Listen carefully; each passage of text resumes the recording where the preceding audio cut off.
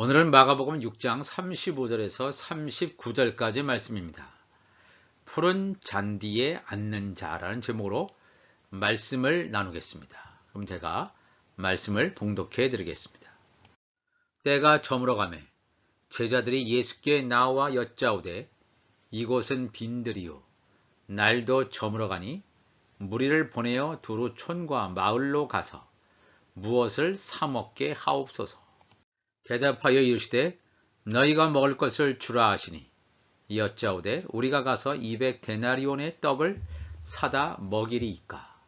이르시되 너희에게 떡 몇 개나 있는지 가서 보라 하시니 알아보고 이르되 떡 5개와 물고기 2마리가 있더이다 하거늘. 제자들에게 명하사 그 모든 사람으로 때를 지어 푸른 잔디 위에 앉게 하시니 그랬습니다. 지난주에 살펴보았던 오병이어가 일어났던 때는 때가 저물어가매라는 말이 의미하듯이 마지막 때에 이 세상에 죄악이 관영할 때를 가리킨다고, 즉 이 세상이 죄악으로 가득 찼을 때를 의미한다고 말씀을 드렸습니다. 바로 이때가 우리가 살고 있는 바로 이때라는 것입니다. 예수님은 영생할 수 있는 영의 양식을 의도하신 것인데 아직 율법 아래에 갇혀있는 제자들은 육의 양식으로 예수님의 말씀을 오해합니다. 예수님과 제자들 사이의 대화를 관찰해보면 성령의 인도하심을 경험하지 않으면 오늘날도 똑같은 오해를 할 수 있다는 것을 알게 됩니다. 예수님께서는 너희가 먹을 것을 주라고 명령하십니다. 이 말씀의 진정한 의미는 너희들이 나의 지체라면 이 모여든 무리에게 영의 양식을 나누어 주라는 것입니다. 이 말씀은 곧 우리들에게 하신 예수님의 명령이기도 합니다. 우리가 예수님의 지체입니까? 그렇다면 우리가 영의 양식을 나누어 주어야 합니다. 그렇지만 그 당시의 제자들은 예수님의 이 말씀을 깨달을 수 있는 영적인 눈과 귀가 열리지 않으므로 육의 양식으로 예수님의 말씀을 곡해합니다. 200데나리온의 육신의 배고픔을 해소할 떡이 필요하다고 그들은 생각하기에 이릅니다. 예수님께서는 여전히 영적 무지에 갇혀져 있는 제자들을 책망하지 않으시고 말씀하십니다.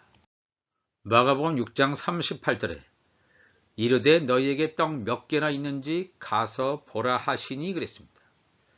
제자들은 곧이곧대로 무리들 중에 있는 육의 양식을 알아보기 위해서 나섭니다. 이웃고 무리 가운데서 떡 5개와 물고기 2마리를 들고 예수님 앞에 나옵니다. 알아보고 이르되 떡 5개와 물고기 2마리가 있더이다 하거늘 그랬습니다. 예수님께서 제자들에게 받은 양식은 분명히 떡 5개와 물고기 2마리라는 육의 양식이었습니다. 그런데 여기서 많은 사람들이 놓치는 사실은 이 적은 수요의 떡과 물고기로 예수님께서 축사하신 후에 많은 무리를 먹이게 된다는 사실로 직행한다는 것입니다. 아무런 의심 없이 적은 수요의 육의 양식이 예수님의 능력으로 많은 무리를 먹이는 육의 양식으로 둔갑했다는 이 것, 바로 이런 기적 사건에만 관심이 집중됩니다. 이것을 말하기 위해서 사복음서에 걸쳐서 오병이어의 사건을 기록하고 있을까요? 예수님의 말씀 속에서 우리는 떡 5개와 물고기 2마리가 과연 무엇을 의미하는지 살펴보아야 합니다. 예수님이 축사하시게 될 떡, 이 떡이라고 하는 것은 틀림없이 많은 사람들에게 육의 양식처럼 보였습니다. 실제로는 육의 양식입니다. 그러나 예수님께서 말씀하시고자 하는 것은 이 육의 양식을 통해서 예수님의 몸을 말한다는 것입니다. 즉 생명의 떡을 가리킨다는 사실입니다. 사도 요한은 이것을 정확하게 증거하고 있습니다. 요한복음 6장 51절 보면 나는 하늘에서 내려온 살아있는 떡이니 사람이 이 떡을 먹으면 영생하리라. 내가 줄 떡은 곧 세상의 생명을 위한 내 살이니라 하시니라. 이 요한복음 6장도 동일하게 오병이어의 사건을 다루고 있습니다. 살아있는 떡, 생명의 떡이란 새 언약의 법으로 제정해 주시는 하나님 나라의 천국 복음임을 분명히 말하고 있습니다. 요한복음 6장 57절에도 살아계신 아버지께서 나를 보내심에 내가 아버지로 말미암아 사는 것 같이 나를 먹는 그 사람도 나로 말미암아 살리라 그랬습니다. 나를 먹는 그 사람도 나로 말미암아 산다. 왜냐하면 이 예수님, 이 말씀은 영이요 생명이기 때문에 그렇습니다. 하나님의 영의 말씀이라는 것입니다. 바로 살리신 이의 영이 예수님 안에 있다고 하는 것입니다. 그래서 예수님의 입에서 한량없는 새 언약의 말씀, 천국 복음이 흘러나올 수밖에 없습니다. 바로 그 말씀이 우리를 부활시키는 것입니다. 예수님의 몸을 부활시킨 것처럼 우리의 몸을 부활시킨다는 것입니다. 우리의 죽을 몸이 신령한 영의 몸으로 변한다는 것입니다. 즉 이 떡 5개라고 하는 것은 바로 생명의 떡입니다. 예수님의 몸일 수도 있고 또 이 생명의 떡을 먹은 자, 또 이 떡 5개의 범주에 들어갑니다. 그렇다면 물고기 2마리라고 했는데 이 물고기는 과연 무엇을 말하는 것입니까? 예수님께서는 물고기를 잡으러 다니고 있는 그 제자들을 부르셨습니다. 너희가 이제는 사람을 낚는 어부가 될 것이다. 그런 말씀을 하셨음을 주목해야 됩니다. 이 바다에 사는 물고기라는 말은 사망 권세에 매여 있는, 즉 세상 왕에게, 세상 임금에게 종로로 타는 사람, 죄의 포로가 되어 있는 그런 사람들을 가리킵니다. 복음을 듣지도 못하고 율법 아래서 종로로 타는 영적으로 병든 자, 온 열방, 모든 족속을 말하는 것입니다. 바로 이들은 구약성경 모세가 주었던 만나와 메추락이라는 육의 양식을 먹고 있는 자들을 말합니다. 그들은 광야 40년 기간 동안에 육신의 배고픔 때문에 하나님을 향해서 원망과 불평을 쏟아 놓았던 자들입니다. 그들에게 만나와 메추락이라는 육의 양식이 하늘에서 쏟아져 내립니다. 그러나 육의 양식만 먹어서는 한 사람도 구원받을 수 없습니다. 모세를 비롯한 출애굽 1세대는 광야 40년 기간 동안에 다 죽었습니다. 예수님께서 오실 때까지는 그렇게 살 수밖에 없다는 것입니다. 그런데 지금도 이 시대의 열방의 교회들이 이 예수님이 전한 하나님 나라의 비밀한 복음을 깨닫지 못하고 예수님이 말씀하시는 의도는 육의 양식을 통해서 영의 양식을 말씀하시고자 하는 그런 의도가 있는데, 이 오병이어의 역사를 보면서 여전히 율법 아래에 있는 자들은 영의 양식이 아니라 육의 양식에만 초점을 맞추고 있는 그리스도의 도의 초보에 머물러 있음을 알아야 합니다. 이 오병이어 떡 5개와 물고기 2마리의 기적사건은 예수 그리스도의 재림에 대한 하나님 나라의 완성에 대한 구체적인 내용을 담고 있음을 알아야 됩니다.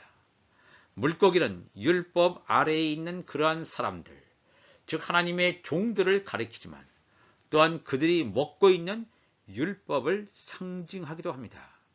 그들은 복음으로 나아가지 못하고 여전히 율법을 생명의 양식인 양 먹고 살아가는 자들이라는 것입니다.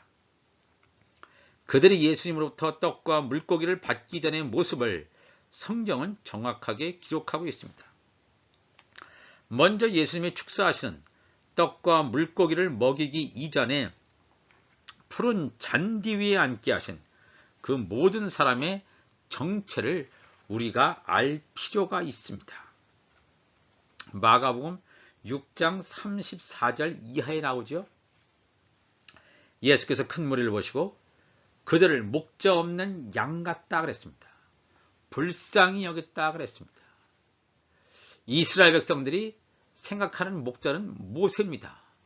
그러나 그 모세가 준 율법의 계명을 지키고 있다가 그들은 가나안 7족속이 섬기는 그 우상에게 다 빠져서 완전히 타락해서 하나님을 떠나버리고 합니다.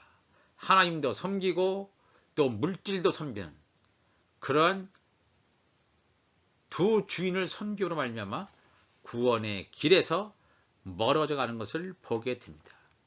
이제 새 언약의 중보자로 오시는 예수님께서 생명의 길을 인도하시는 바로 그 목자인데 이 수많은 자들은 이 목자를 알아보지 못하고 있습니다. 목자를 알아보지 못하고 뭔가 육신의 양식에만 매몰되어 있는 이런 불쌍한 목자 없는 양 같은 모습, 바로 그 모습이 지금 예수님을 따라다니는 사람들의 모습, 또 오늘날 열방에 흩어져 있는 이 교회의 모습임을 우리가 직시해야 됩니다. 그러면 이 푸른 잔디에 앉게 하는 그 사람들은 누굽니까? 목자 없는 양 같은 사람, 이방의 갈릴리 지역에 사는 유대인과 이방인들을 다 포함하는 열방의 사람들, 예수님을 보러 왔긴 왔지만 예수님보다는 예수님으로부터 나오는 어떤 기적이라든가 육신적인 필요에만 관심을 집중하고 있는 그 사람들 향해서 예수님께서는 푸른 잔디에 앉게 하십니다. 푸른 잔디에 앉게 한다는 말은 과연 무엇을 의미하는 말일까요?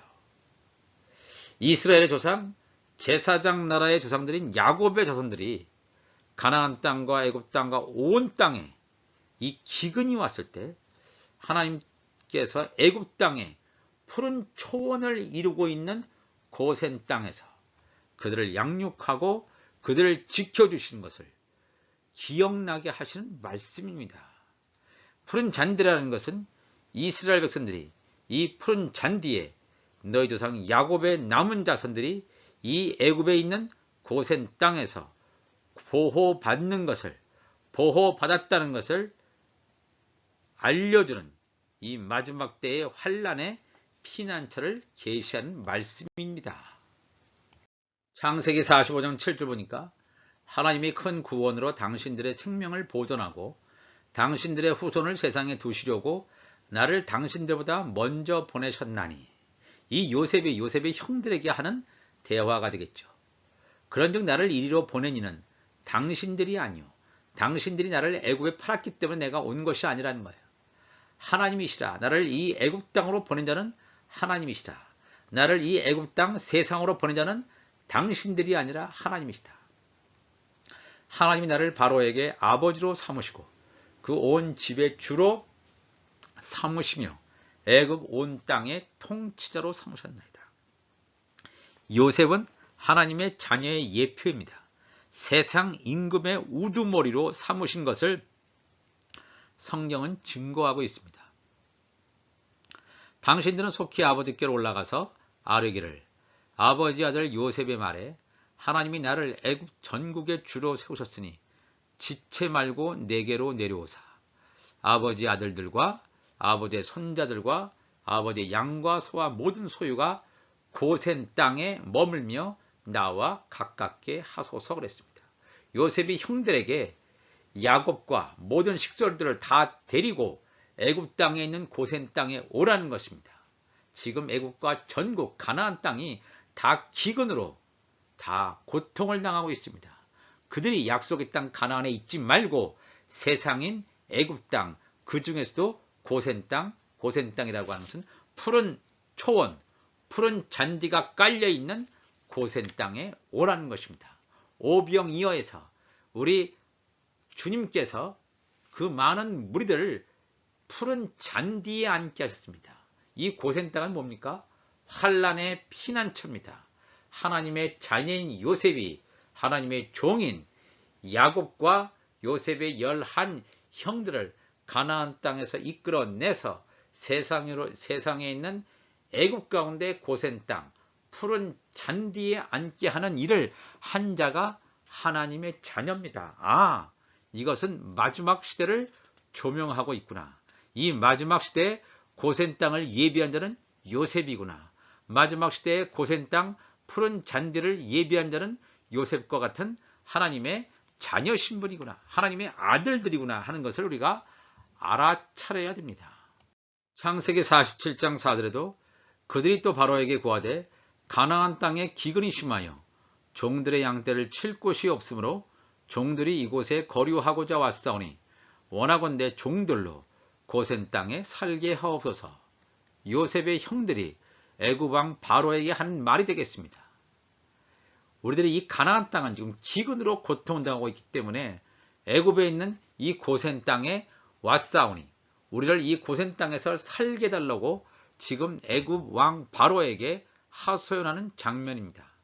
바로가 요셉에게 말하여 이르되 내 아버지와 형들이 내게 왔은즉 애굽 땅이 내 앞에 있으니 땅의 좋은 곳에 내 아버지와 내 형들이 거주하게 하되 그들이 고센 땅에 거주하고 그들 중에 능력 있는 자가 있거든 그들로 내 가축을 관리하게 하라.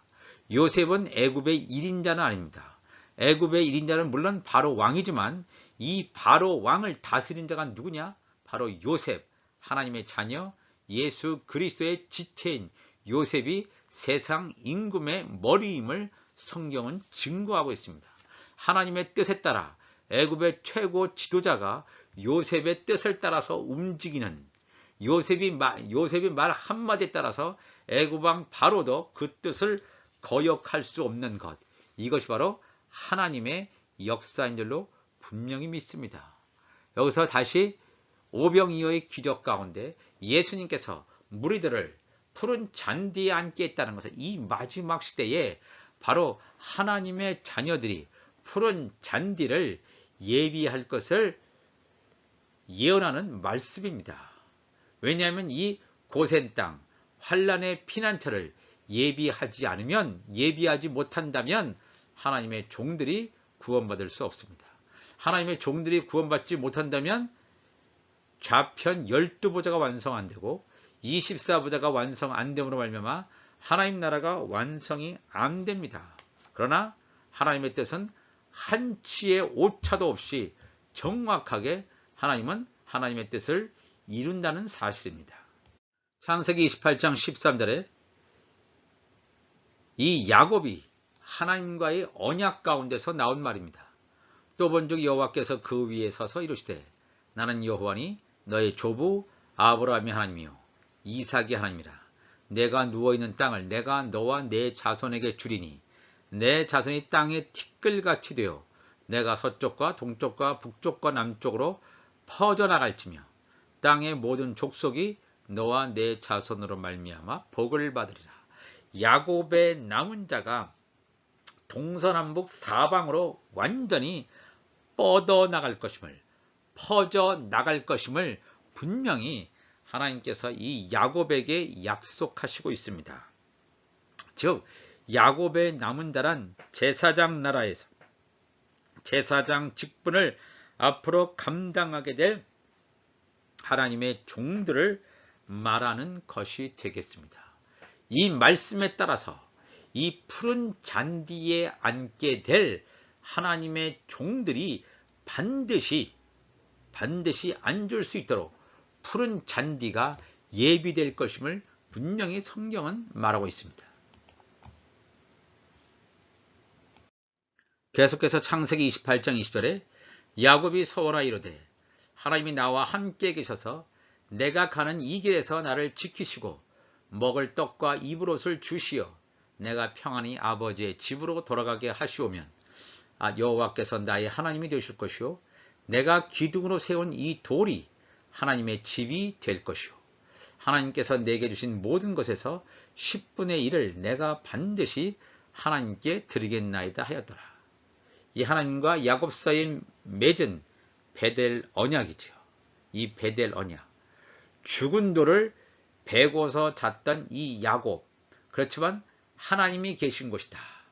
하나님이 임재하신 곳이다라는 것을 깨닫고 이 죽은 돌이 바로 흰 돌이 되므로 말미암아 하나님께서 이 멸망당할 수밖에 없는 율법 아래에 있는 이 출애굽 1세대 가운데서 야곱의 남은 자로 거두어서 흰 돌로 변화시키는 바로 그 숫자가 바로 야곱이 내게 주신 모든 것에서 10분의 1을 내가 반드시 하나님께 속죄 제물로 드리겠나이다. 그래서 속죄절에 하나님의 종들이 구원받는 역사를 이 하나님과 야곱과의 베델의 언약에 기초함을 분명히 말하고 있습니다. 우리가 이 말씀을 통해서 이 말씀이 다 지금 예수님께서 말씀하신 오병이어의 기적 가운데 나오는 푸른 잔디에 앉게 되는, 푸른 잔디라고 하는 것은 애굽의 고센 땅이죠. 환란의 피난처입니다. 하나님의 종들이 거하게 될 그 장소를 이렇게 성경은 여러 가지로 말하고 있습니다. 요한계시록 12장 13절에 용이 자기가 땅으로 내쫓긴 것을 보고 남자를 낳은 여자를 박해하는지라. 즉 하나님의 자녀들, 하늘에 속한 교회를 낳은 여자, 바로 하늘로 휴거되지 못하고 이 땅에 남겨지게 된 이 교회를 여자로 표현하고 있습니다. 그 여자가, 땅에 남겨진 이 교회가 큰 독수리의 두 날개를 받아 광야지요, 광야 자기 곳으로, 광야의 초막으로 날아가 거기서 그 뱀의 낯을 피하여 사탄의 낯을 피하여 한때와 두때와 반때를 양육받으매. 이 하나님의 자녀들이 휴고되고 그 남은 그 후 3년 반 기간 한때와 두때와 반때를 양육받으매 여자의 뒤에서 뱀이 그 입으로 물을 강같이 토하여 여자 땅에 속한 교회를 물에 떠내려 가게 하려 하되 땅이 여자를 도와 그 입을 벌려 용의 입에서 토한 강물을 삼키니 용이 여자에게 분노하여 돌아가서 그 여자의 남은 자손 곧 하나님의 계명을 지키며 예수의 증거를 가진 자들과 더불어 싸우려고 바다 모래 위에 서 있더라 그랬습니다. 사탄이 이 7년 대환란 가운데 후 3년 반 기간에 이 땅에 속한 교회를 핍박하고 멸망시키려고 했지만, 물론 그들 가운데서 순교의 제물로 드려지는 하나님의 종들도 있지만, 이 고센 땅이 예비된 것처럼 푸른 잔디에 예비돼서 이 광야 가운데 초막에 하나님의 종들을 피난시켜서 그들로 하여금 후 3년 반 기간 동안에 양육받게 함으로 말미암아 하나님 나라의 의를 이루는, 하나님의 뜻을 이루는 사실을 이 계시록은 분명히 보여주고 있습니다. 예수님께서 말씀하신 오병이어의 사건, 이 수많은 사람들, 목자 없는 양 같은 자 가운데 모든 자가 아니라 그 하나님의 종으로 택함을 받은 자들이 푸른 잔디에 앉게 됩니다. 애굽의 고센 땅, 환란의 피난처 가운데 들어감으로 말미암아 예수님께서 이 땅에 지상 재림하실 때 예수께서 우리의 구원주다 라는 사실을 고백하는 그 자들을 구원하는 놀라운 역사가 있을 것임을 우리에게 알려주시고 있습니다. 오늘도 우리가 이 말씀을 대하면서 푸른 잔디 한다는 누굽니까? 바로 하나님의 종들입니다.